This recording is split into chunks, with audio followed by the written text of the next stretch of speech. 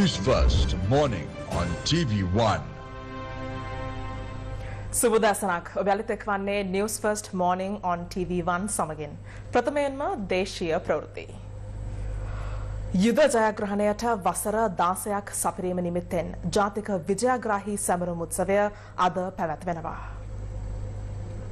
ජනාධිපති අනුර කුමාර දිසානායක මහතාගේ ප්‍රධානත්වයෙන් බත්තනමුල්ල රණවිර ස්මාරකයේ අභ්‍යාසදී සැමරුම් උත්සවය පැවැත්වීමට නියමිතව තිබෙනවා. ආරක්ෂක අමාත්‍යාංශය නිවේදනය කළේ සැමරුම් උත්සවය පස්වරු 4 සිට 6 දක්වා පැවැත්වීමට නියමිත බවයි. මේ අතර අද පැවැත්වීමට නියමිත ජාතික රණවිරු සැමරුම් උත්සවයට සමගාමීව බත්තනමුල්ල ප්‍රදේශයේ විශේෂ රථවාහන සැලසුමක් ක්‍රියාත්මක බව පොලිස් මූලස්ථානයේ දැනුම් දෙනවා. සැමරුම් උත්සවයේ හේතුවෙන් මාර්ගවස් අතැබීමක් සිදු නොකරන අතර රණවිරු උත්සවය පැවැත්වෙන ප්‍රදේශයේ රථවාහන අවහිරතාවයක් සිදු වූහොත් පොල්දු මල්සන්දිය සිට ජයන්තිපුර හරහා කේඑම් හන්දිය දක්වා පාර්ලිමේන්තු මාර්ගයේ රථවාහන කොළඹින් පිටවීම හා කොළඹට ඇතුළුවීම සීමා කරනු ඇති. ඒ සඳහා විකල්ප මාර්ග කිහිපයක් පොලිසිය දැනුම් දෙනවා. කොළඹින් පිටවන වාහන සඳහා පොල්දු මල්සන්දියෙන් බත්තරමුල්ල හන්දිය දක්වා ගමන් කර පාලම්තුන හන්දියෙන් කේඑම් හන්දිය දක්වා ගමන් කළ හැකි අතර කොළඹට ඇතුළුවන වාහන සඳහා කේඑම් හන්දියේ සිට පාලම්තුන හන්දියෙන් බත්තරමුල්ල හන්දිය දක්වා ගමන් කර පොල්දු මල්සන්දියෙන් කොළඹ දක්වා ගමන් කළ හැකි. දහසේ වන විජයග්‍රහණයේ සැමරුම නිමිත්තෙන් ලුතිනන්ට් කර්නල් ලලිත් ජයසිංහ ස්මාරකයට පුෂ්පෝපහාර දැක්වීම ඊයේ සිදු කරනා. එය අවිස්සාවේලේදී. මේ සඳහා ලුතිනන්ට් කර්නල් ලලිත් ජයසිංහ මහතාගේ පවුලේ ඥාතීන් ඇතුළු පිරිසක් එක්ව සිටියා.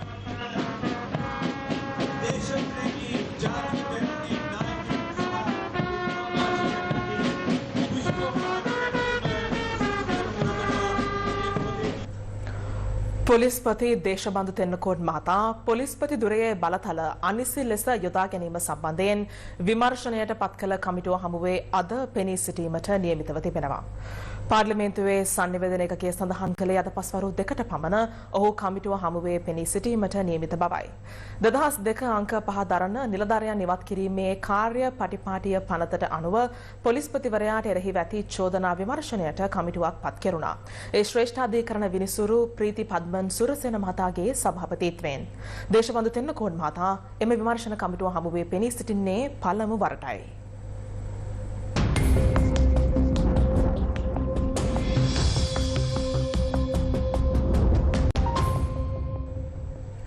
බස්නාහිර සහ සබරගමුව පළාත්වලට සහ දිස්ත්‍රික්ක කිහිපයකට මිලිමීටර 100ක පමණ තද වැසි ඇතිවිය හැකි බව කාලගුණ විද්‍යා දෙපාර්තමේන්තුව පවසනවා.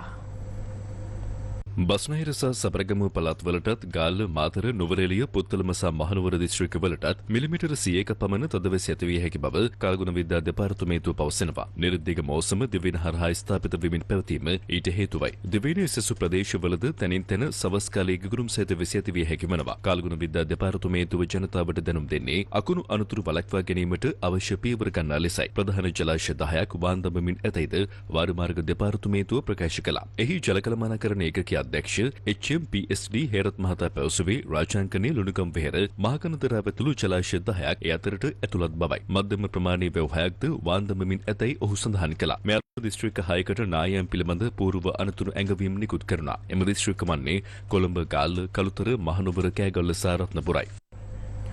පවතින වර්ෂා සහිත කාලගුණයත් සමග අධිවේගී මාර්ග භාවිතයේදී වේග සීමා පිළිබඳව සැලකිලිමත්ව ධාවනය කරන ලෙස මාර්ග සංවර්ධන අධිකාරිය රියදුරන්ට දැනුම් දී තිබෙනවා.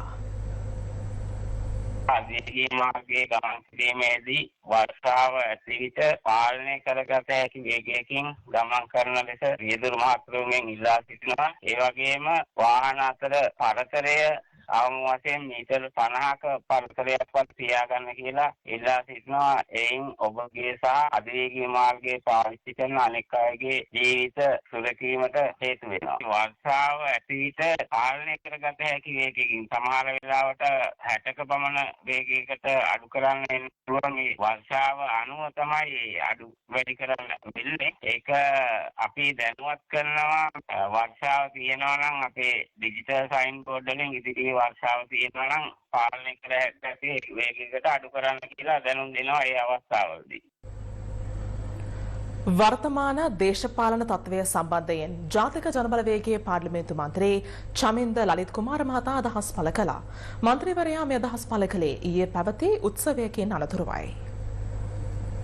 ප්‍රජාතන්ත්‍රවාදී අහෝසි කරමින් මැතිවරණයත් කල් දමලා අවුරුදු දෙකමාරක් මේ රටේ ගමේ සංවාදනයේ පස්සට දාන්න ගමේ ඉන්න සමපකාර සමාජයටත් බයලා සමපකාරත් කල් දාපු සෙට් එකක් තමයි විපක්ෂයේ ඉන්නේ. ඉතින් කෑලි වශයෙන් එක්ක හොවිච්ච විපක්ෂයක් තමයි දැන් ඔය තිබෙන්නේ. ඒක එකතු වෙන්න උත්සාහ කරනවා. එකතු වුණත් වෙන් වුණත් දීපු පණිවිඩය හරියට තේරුම් ගන්න නැති විපක්ෂයේ නායකයෝ තවත් ජනතාවටම විහිළු කරන ජනතාවම ගෑවන්න කරන වැඩක් මිසක් ඔවුන්ට ජයග්‍රහණය කරන්න පුළුවන් වැඩක් නෙමෙයි මේක.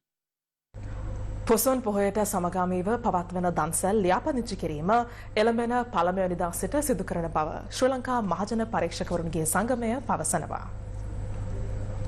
ශ්‍රී ලංකා මහජන පරීක්ෂකවරුන්ගේ සංගමේ ලේකම් චමිල් මුතුගොඩ මහතා සඳහන් කළේ තම ප්‍රදේශයේ පවතින සෞඛ්‍ය වෛද්‍ය නිලධාරී කාර්යාලයෙන් එම කටයුතු සිදු කරගත හැකි බවයි. ඉදිරියට එළඹෙන පොසොන් උත්සව නිමිත්තෙනුත් දන්සැල් ලියාපදිංචි අපි ජූනි 1 වෙනිදා වගේ සිට ආරම්භ කරනවා. ඉතින් අපි ඉල්ලා සිටිනවා දන්සැලක් ලබා දීමට අදහස් කරන සියලුම ප්‍රදේශවතුන්ගෙන් අදාළ සෞඛ්‍ය වෛද්‍ය නිලධාරී කාර්යාලයට ගොස් ලියාපදිංචි කිරීම කටයුතු කරන්න. අපි මේ ලියාපදිංචි කිරීම කටයුතුවේදී බලාපොරොත්තු වෙන්නේ ඔවුන්ට සෞඛ්‍ය ආරක්ෂය සහ පිරිසිදු දන්සැලක් ලබා දීමට අවශ්‍ය උපදෙස් සහ එම අවශ්‍ය කටයුතු සහ පහසුකම් සැලසීම නිසා ඔබගේ මහජන සෞඛ්‍ය පරීක්ෂා මාසයක් ලබා දීමට කටයුතු කරනවා නම් ඒ අදාළ උපදෙස් ලබා ගන්න සහ ලියාපදිංචි කටයුතු සිදු කර ගන්න ලෙස අපි සියලුම දන්සැල් ලබා දෙන ප්‍රදේශවතුන්ගෙන් ඉල්ලා සිටිනවා.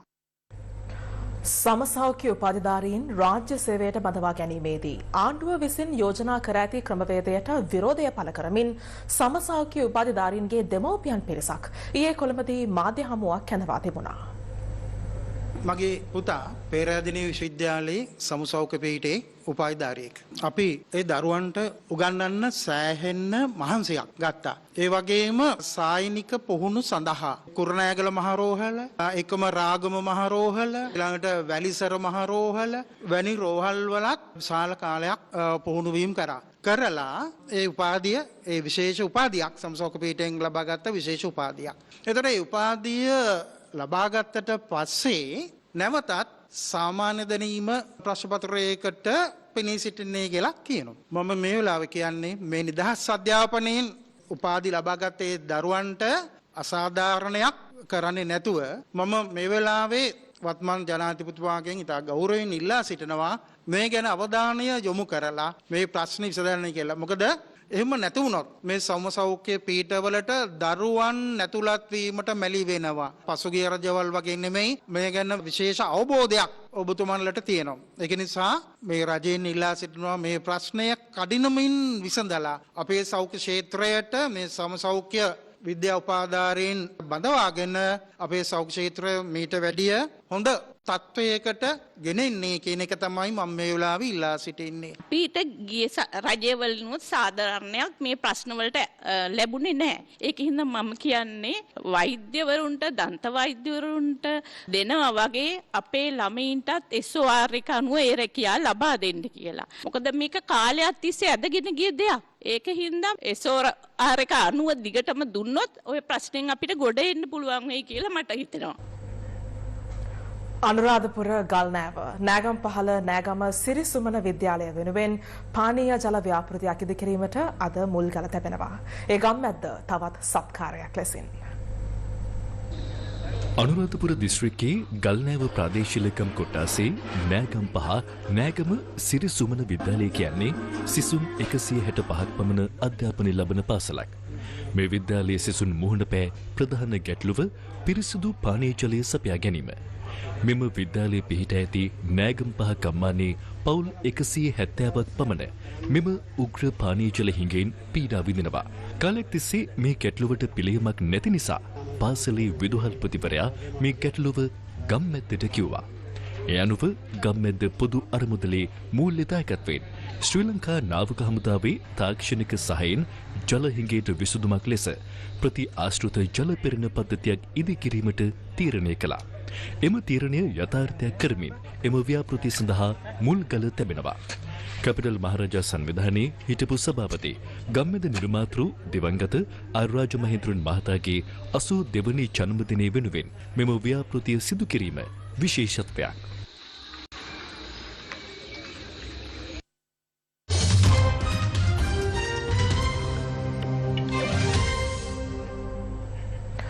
ලේවැගිරීම නැවැත්වීම සහ යුක්‍රේනයේ යුද්ධය අවසන් කිරීම පිළිබඳව රුසියානු ජනාධිපති ව්ලාඩිමිර් පුටින් සමග අද දිනය තුළ දුරකථනයෙන් සාකච්ඡා කරන බවට ඇමරිකානු ජනාධිපති ඩොනල්ඩ් ට්‍රම්ප් ඊයේ නිවේදනය කළා.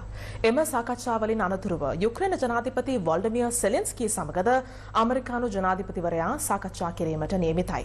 මේ අතර ගාසා තීරයේ පවතින යුද්ධය අනිවාර්යයෙන්ම ජයග්‍රහණය කරන බවට ඊශ්‍රායල් අග්‍රාමාත්‍ය බෙන්ජමින් නෙතන්යාහු පවසනවා. විදෙස් මාධ්‍ය වාර්තා කළේ ඉලක්ක දෙකක් ඔස්සේ එම ජයග්‍රහණය සිදු කරන බවට ඊශ්‍රායල් අග්‍රාමාත්‍යවරයා පවසා ඇති බවයි. ගාසා තීරයෙන් සියලුම හමාස්වරු තුරන් කිරීම හා සියලු ප්‍රාණ අපකරුවන් නිදහස් කිරීමට කටයුතු කිරීම ඔහු ඉදිරිපත් කළ පොරොන්දු වනවා. මේ අතර අභිහිරතා ලිහිල් කර ගාසා තීරයට සීමිත ආහාර ප්‍රමාණයක් ලබා දෙන බවට අගමැති බෙන්ජමින් නෙතන්යාහු ප්‍රකාශ කර තිබෙනවා. ඒ ඊශ්‍රායලය ගාසා තීරයේ ගොඩබිම් මෙහෙයුම් පුළුල් කර පැය කිහිපයකට පසුවයි. මේ අතර යුක්‍රේන ජනාධිපති වොල්ඩිමිර් සෙලෙන්ස්කී සහ අතිඋතුම් ශුද්ධෝත්තම 14 වැනි ලියෝ පාප් වහන්සේ අතර සුහද සාකච්ඡාවක් පවත්වා තිබෙනවා. ඒ වතිකානුවේ පැවති 14 වැනි ලියෝ පාප් වහන්සේගේ සමාරම්භක දේව මෙහෙයෙන් අනතුරුවයි.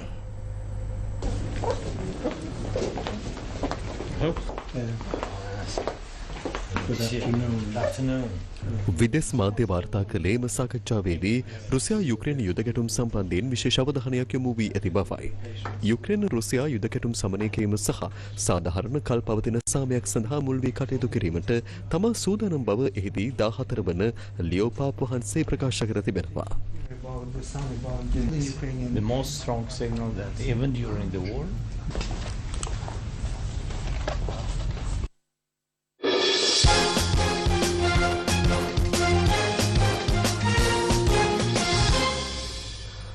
ඉන්දියා ප්‍රීමියර් ලීග් පන්දුවාර 2020 ක්‍රිකට් තරගාවලියේ දිල්ලි කැපිටල්ස් කණ්ඩායම සමග පැවති තරගය ගුජරාට් ටයිටන්ස් කණ්ඩායම කඩලු 10කින් ජයගත්තා. තරගාවලියේ 60 වන තරගය වූ මෙය දිල්ලිහිදී පැවැත්වුණා. ඒකාසේ වාසියතුණු ගුජරාට් ටයිටන්ස් කණ්ඩායම තීරණය කළේ පළමු පන්දු රැකීමටයි. ඒ අනුව පන්දුවට පහර දීමට පිටිට පිවිසි දිල්ලි කැපිටල්ස් කණ්ඩායමේ පළමු කඩුල්ල ලකුණු 16කදී බිඳවැටුණා. ලෝකේෂ් රාහුල් සහ අභිෂේක් පොරෙල් අතර දෙවන කඩුල්ලේ සමතාව ලකුණු 90ක්. අභිෂේක් පොරෙල් ලකුණු 30යි. අගනයිනම ක්‍රීඩා කළ ලෝකේෂ් රාහුල් පන්දු 65කින් නොදවී ලකුණු 112ක් රැස් කළා. පළමු පන්දුවට පහර දුන් දිල්ලි කැපිටල්ස් කණ්ඩායම පන්දු වාර 20 තුල කඩලු 3ක් දෙවි රැස් කළ ලකුණු සංඛ්‍යාව 199ක්. ගුජරාට් ටයිටන්ස් පිළිතුරින්ම වෙනුවෙන් දක්ෂ ප්‍රතිහාරයක නිරත වූ සාය සුදර්ශන් නොදවී ලකුණු 108ක් රැස් කළා. ශුභ්මන් ගිල් නොදවී ලකුණු 93යි. ඒ අනුව ලකුණු 200 ඉලක්කයක් හඹා ගිය ගුජරාට් ටයිටන්ස් කණ්ඩායම තරගයේ ජයගත්තේ පන්දු වාර 19ක් තුල කිසිවකු නොදවී සිටියදී. Banged into the crowd for 6. An emphatic way to finish. And the Gujarat Titans, they've been all over Delhi Capitals tonight. මේ අතර ඉන්දියා ප්‍රීමියර් ලීග් පන්දුවාර 2020 ක්‍රිකට් තරගාවලියේ රාජස්ථාන් රොයල්ස් කණ්ඩායම සමග පැවති තරගය පංජාබ් කිංස් කණ්ඩායම ලකුණු 10කින් ජයගත්තා. තරගාවලියේ 59 වෙනි තරගය වූ මෙය ජයපුරහිදී පැවැත්වුණා. එහි පළමුව පන්දුවට පහර දුන් පංජාබ් කිංස් කණ්ඩායම වෙනුවෙන් නෙහල් වදේරා ලකුණු 70යි. ශශාංක් සිං නොදවී ලකුණු 59ක් රැස් කළා. පංජාබ් කිංස් කණ්ඩායම පන්දු වාර 20 තුල කඩලු 5ක් දෙවි රැස් කළ ලකුණු සංඛ්‍යාව 219ක්. රාජස්ථාන් රොයල්ස් කණ්ඩායමට පන්දු වාර 20 තුල කඩලු 7ක් දෙවි රැස් කිරීමට හැකි වුණේ ලකුණු 209ක් පමණයි. හර්ප්‍රීත් බ්‍රාර් කඩලු 3ක් තබා ගත්තා. ඒ සමගින් පුවත් අවසන්. ඔබට සුබ දවසක්.